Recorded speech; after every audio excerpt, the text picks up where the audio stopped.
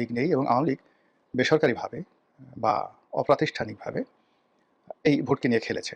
তারা কোথাও বিএনপিকে দিয়েছে, কোথাও জামাতকে দিয়েছে। এবং এটা কিন্তু আমরা প্রেডিক্ট করেছিলাম এবং সেটা মোটামুটি ঠিক হয়েছে। অন্য দুটো প্রেডিকশন ঠিক না হলেও এই যে আওয়ামী লীগ ভোট নিয়ে খেলবে এবং তারা যেখানে জামাতকে ভালো মনে করবে তাই দিবে, আর যেখানে বিএনপিকে ভালো মনে করবে তাই দিবে, এবং সেই ঘটনাটাই ঘটেছে। তো নির্বাচনের ফলাফলের পর আমরা সবকিছুতে যে তাড়াহুড়ো দেখলাম, সবকিছুতে যে নাটকীয়তা দেখলাম, সেখান থেকে কিন্তু সন্দেহটা শুরু হলো। জনাব তারেক রহমান সাহেব দেশের বাড়ি থেকে এলেন, তারপর একেবারে সবকিছু মানে উনি এলেন, আসার পরে উনার আম্মা ইন্তেকাল করলেন। তারপর এটা উনার আগমন উপলক্ষে বিশাল একটা জনসমাবেশ হলো, আর তার আম্মার মৃত্যু উপলক্ষে বিশাল একটি যাকে বলা হয় জানাজা হলো, এবং সেই জানাজা শহীদ প্রেসিডেন্ট জিয়াউর রহমান কিংবা শহীদ হাদি ওসমান হাদির যে জানাজা, সেই জানাজার চেয়ে যে বড় হয়েছে এটা প্রচারের একটা যাকে বলা হয় আমরা সর্বত চেষ্টা দেখলাম।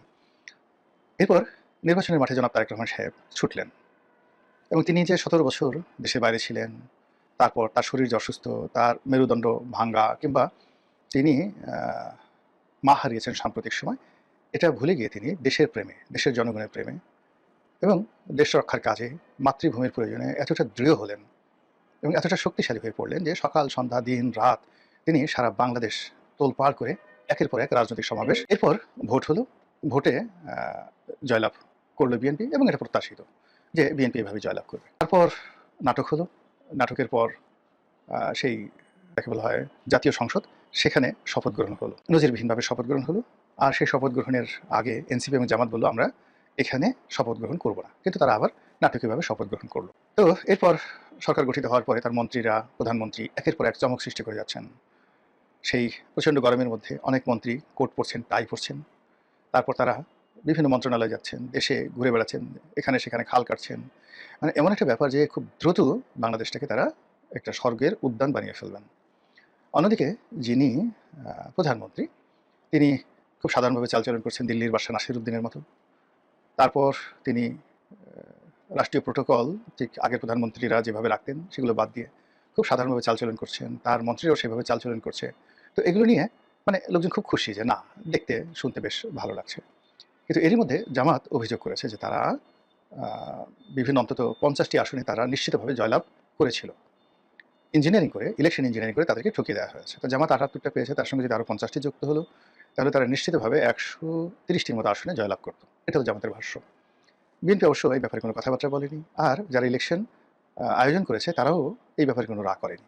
কিন্তু আমাদের মন মানছে, আমাদের মন বলছে, বারবার বলছে কিছু একটা হয়েছে। এটা অতীতের সেই তিনটি ইলেকশন ইঞ্জিনিয়ারিং এর কারণে হতে পারে, অথবা এই নির্বাচন পরবর্তী সময়ে কারোর মধ্যে মানে আনন্দ নেই। যারা বিজয় হয়েছে তাদের মধ্যে আনন্দ নেই, উল্লাস নেই, আর যারা পরাজিত হয়েছে তাদের মধ্যে হতাশা নেই। সবকিছু দেখে মনে হয়েছে যে আমি ডামি, আমি মামু, বা চাচা ভাতিজা, শালাদুলা ভাই, তাদের মধ্যে সমঝোতামূলক যখন একটা জিনিস হয়, কুক কুক পলাপলি খেলা হয়, তো সেক্ষেত্রে যে ফলাফল হয়, এই নির্বাচনের সেই ফলাফলের পর আমাদের মনে হচ্ছে যে সবার নিরানন্দ ভাব দেখে মনে হচ্ছে তো আমরা যারা নাদান বান্দা, নাখান্দা বান্দা, আমরা হয়তো অনেক কিছু জানি না, অনেক কিছু বুঝি না, কিন্তু আমাদের দেশে যারা মিলিটারি এক্সপার্ট রয়েছেন, বিভিন্ন সময়ে সাহস দেখিয়েছেন, নানা রকম কথাবার্তা তথ্য বলার চেষ্টা করেছেন, তাদের মধ্যে কেউ কেউ, বিশেষ করে কর্নেল হাসিন, যিনি আয়নাঘরে গুম হয়েছিলেন, তো তিনি একটি বক্তব্য দিলেন যে দিল্লিতে সাবেক রেজিমের যে সকল ইলেকশন ইঞ্জিনিয়ার রয়েছেন, যারা সেই আমিরামি নির্বাচন, রাতের নির্বাচন অত্যন্ত সফলভাবে করেছিলেন, এ সকল দাগি আসামি তারা দিল্লিতে পালিয়ে গিয়েছিলেন। এই নির্বাচন করার জন্য তাদেরকে দিল্লি থেকে আনা হয়েছে। এটা খুবই সিক্রেট, কারা এনেছে, কীভাবে এনেছে, আই ডোন্ট নো। আমি শুধুমাত্র উনি যেহেতু একটা গণমাধ্যমে কথাটা বলেছেন, আমি ওনারই কথাটা পুনরাবৃত্তি করছি। তিনি জামাতের রাজনীতির সঙ্গে আদৌ জড়িত কিনা জানি না, কিন্তু জামাতকে প্রমোট করছেন, জামাতের বিভিন্ন অনুষ্ঠানে যাচ্ছেন, কিন্তু খুব স্ট্রেট এবং ফরওয়ার্ড ওয়েতে অনেক কথাগুলো বলছেন, তার এই কথাগুলো ফেলে দেওয়া যায় না। তো তার সেই কথা এবং একই সঙ্গে জামাতের যে অভিযোগ এবং বিজয়ী এবং পরাজিত যারা আছেন তাদের মধ্যে নিরানন্দ ভাব। অন্যদিকে আওয়ামী লীগ কেমন যেন খামোশ হয়ে গেছে, মনে হচ্ছে যে তারা যেভাবে চেয়েছিল সব কিছু সম্ভবত সেভাবে হয়েছে বা সেভাবে এগোচ্ছে।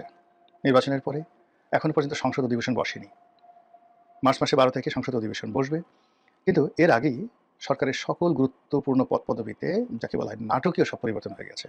বাংলাদেশ ব্যাংকের গভর্নর, দুর্নীতি দমন কমিশনের চেয়ারম্যান, সচিবালয়ের ক্যাবিনেট সেক্রেটারি থেকে শুরু করে অনেক গুরুত্বপূর্ণ সেক্রেটারি যারা বাদ পড়েছেন, নতুন নিয়োজিত হয়েছেন। সেনাবাহিনীর সবচেয়ে গুরুত্বপূর্ণ পদ পদবিগুলোতে বিএনপি তাদের পছন্দের মানুষ তাদেরকে নিয়োগ দিয়েছে। এর মধ্যে ডিজিএফআই প্রধান নিয়োগ দিয়েছে এবং নিয়োগ পাওয়ার পর একেবারে তরুণ মানে ডিজিএফআই এর প্রধান যিনি হলেন, মানে ব্রিগেডিয়ার থেকে তাকে প্রমোট করে মেজর জেনারেল করে ডিজিএফআই প্রধান করা হলো এবং আমার জানা মতে ডিজিএফআই প্রতিষ্ঠিত হওয়ার পর এত তরুণ কোনো কর্মকর্তা এই গুরুত্বপূর্ণ প্রতিষ্ঠানটির দায়িত্ব নেননি। এবং তিনি দায়িত্ব নেওয়ার সঙ্গে সঙ্গেই সম্ভবত অসুস্থ বোধ করলেন। তিনি চলে গেলেন ভারতে সস্ত্রীক এবং সেখানে চিকিৎসার জন্য ভারতে গেছেন বলে বলা হচ্ছে। আর যারা দুর্মুখ তারা বলার চেষ্টা করছেন যে ইতিউতি কিতিকুতি পুতিপুতি করার জন্য হয়তো তিনি গেছেন। এখন ইতিউতি পুতিপুতি কিতিকুতি কি এটা আপনারা একটু নিজেরা বুঝে নেন যে ডিজিএফআই প্রধান দায়িত্ব গ্রহণের সঙ্গে সঙ্গে তিনি চিকিৎসার জন্য ভারতে গেছেন সস্ত্রীক।